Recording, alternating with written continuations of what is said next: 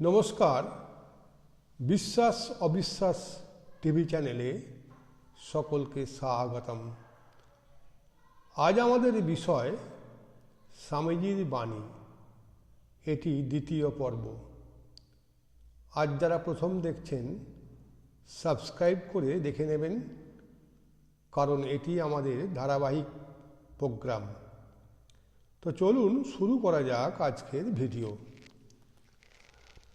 আত্মা যে মন ও স্থূল শরীর উভয় হইতেই পৃথক, এই ধারণাটি মনের মধ্যে পরিষ্কারভাবে রাখিতে হইবে।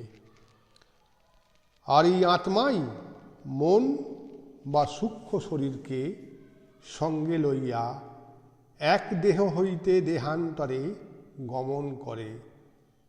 কালে যখন সর্বজ্ঞত্ব ও পূর্ণত্ব লাভ করে, তখন উহার আর জন্ম মৃত্যু হয় না। তখন উহা মুক্ত হইয়া যায়।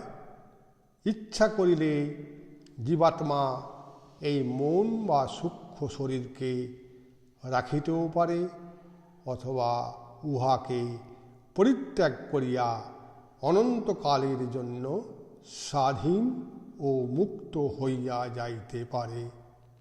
মুক্তি আত্মার লক্ষ্য। মানুষ নিজ আত্মার মহিমায় অবস্থিত। সেই আত্মা অনাদি, অনন্ত ও অবিনাশী। তাহাকে কোনো ভেদ করিতে পারে না।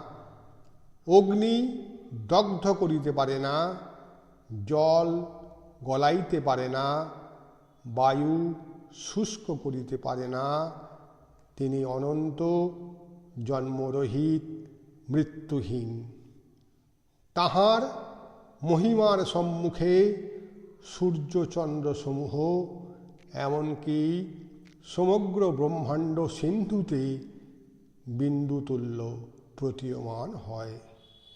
তাহার মহিমার সম্মুখে দেশকালের অস্তিত্ব বিলীন হইয়া যায়। আত্মা অনন্ত আনন্দস্বরূপ। উহা লিঙ্গবর্জিত। আত্মাতে নরনারী ভেদ নাই। দেহ সম্বন্ধেই নরনারী ভেদ। অতএব আত্মাতে স্ত্রী পুরুষ ভেদ আরোপ করা ভ্রম মাত্র। শরীর সম্বন্ধেই উহা সত্য। আত্মার সম্বন্ধে কোনো রূপে বয়সও নির্দিষ্ট হইতে পারে না। সেই প্রাচীন পুরুষ সর্বদাই এক রূপ। সর্বপ্রাণী ব্রহ্মস্বরূপ। প্রত্যেক আত্মাই যেন মেঘে ঢাকা সূর্যের মতো। একজনের সঙ্গে একজনের তফাৎ কেবল এই, কোথাও সূর্যের উপর মেঘের আবরণ ঘন, কোথাও এই আবরণ একটু পাতলা। শুভাশুভরূপ এই ঘোর সংসারে প্রবাহের পরপারে ভগবান রহিয়াছেন। তিনি বন্ধন শূন্য, নিত্য কৃপাময়, সর্বদাই জগতের ত্রিতাপে অভিভূত নরনারীকে সংসার সাগরের পারে লইয়া যাইবার জন্য বাহু প্রসারিত করিয়া রহিয়াছেন। জীবন দ্রুত গতিতে চলে যায়, শক্তি লোপ পেয়ে যায়, কিন্তু প্রভু চিরদিনই থাকেন। প্রেম চিরদিনই থাকে। কেবল আধ্যাত্মিক উন্নতি বিধান করিতে পারিলেই সর্বপ্রকার দুঃখ কষ্ট ঘুচিবে। যতই শক্তি প্রয়োগ, শাসন প্রণালীর পরিবর্তন, আইনের কড়াকড়ি করো না কেন, তাহাতে কোনো জাতির অবস্থা পরিবর্তিত হয় না। আধ্যাত্মিক ও নৈতিক শিক্ষাই অসৎ প্রবৃত্তি পরিবর্তিত করিয়া জাতিকে সৎপথে চালিত করিতে পারে। যদি কেহ ভারতে ভোগ সুখকেই পরম পুরুষার্থ বলিয়া প্রচার করে, যদি কেহ জড় জগৎকেই ঈশ্বর বলিয়া প্রচার করে, তবে সে মিথ্যাবাদী।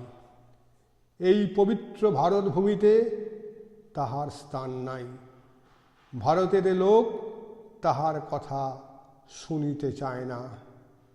পাশ্চাত্য সভ্যতার যতই চাকচিক্য ঔজ্জ্বল্য থাকুক না কেন, উহা যতই অদ্ভুত ব্যাপারসমূহ প্রদর্শন করুক না কেন, এই সভায় দাঁড়াইয়া আমি তাহাদিগকে মুক্ত কণ্ঠে বলিতেছি, ওসব মিথ্যা, ভ্রান্তি, ভ্রান্তি মাত্র। ঈশ্বরই একমাত্র সত্য, আত্মাই একমাত্র সত্য, ধর্মই একমাত্র সত্য। ওই সত্য ধরিয়া থাকো। সমগ্র মনুষ্য জাতির উন্নতিকল্পে শান্তিপ্রিয় হিন্দুরও কিছু দিবার আছে। আধ্যাত্মিক আলোকই পৃথিবীর কাছে ভারতের দান। হিন্দু ধর্মের কোনো দোষ নাই। হিন্দু ধর্ম তো শিখাইতেছেন, জগতে যত প্রাণী আছে সকলেই তোমার আত্মারই বহু রূপ মাত্র। সমাজেরই হীন অবস্থার কারণ কেবল এই তত্ত্বকে কার্যে পরিণত না করা, সহানুভূতির অভাব, হৃদয়ের অভাব। তোমরা কিছু অর্থ সংগ্রহ করিয়া একটি ফান্ড খুলিবার চেষ্টা করো।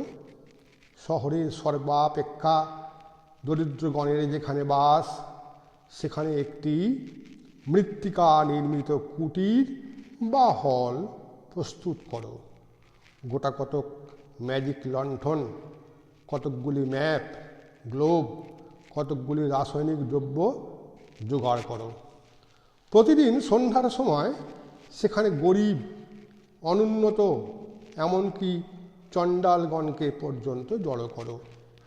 তাহাদিগকে প্রথমে ধর্মের উপদেশ দাও, তারপর ওই ম্যাজিক লণ্ঠন ও অন্যান্য দ্রব্যের সাহায্যে জ্যোতিষ, ভূগোল প্রভৃতি চলিত ভাষায় শিক্ষা দাও। দেশে কি মানুষ আছে ও শ্মশানপুরী?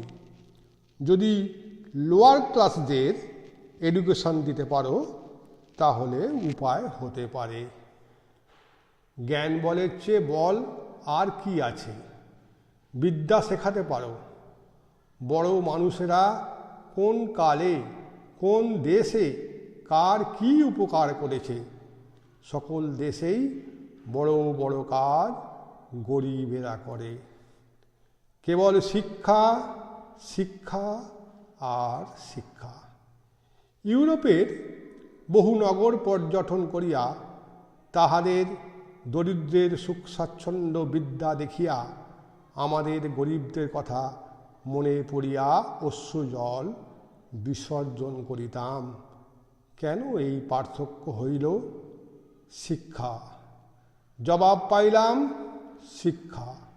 শিক্ষা বলে আত্মপ্রত্যয়, আত্মপ্রত্যয় বলে অন্তরে নিহিত ব্রহ্ম জাগিয়া উঠিতেছেন, আর আমাদের ক্রমেই তিনি সংকুচিত হচ্ছেন। যে জাতির মধ্যে জনসাধারণের ভিতর বিদ্যা বুদ্ধি যত পরিমাণে প্রচারিত, সে জাতি তত পরিমাণে উন্নত। ভারতবর্ষের যে সর্বনাশ হইয়াছে তাহার মূল কারণ এইটি।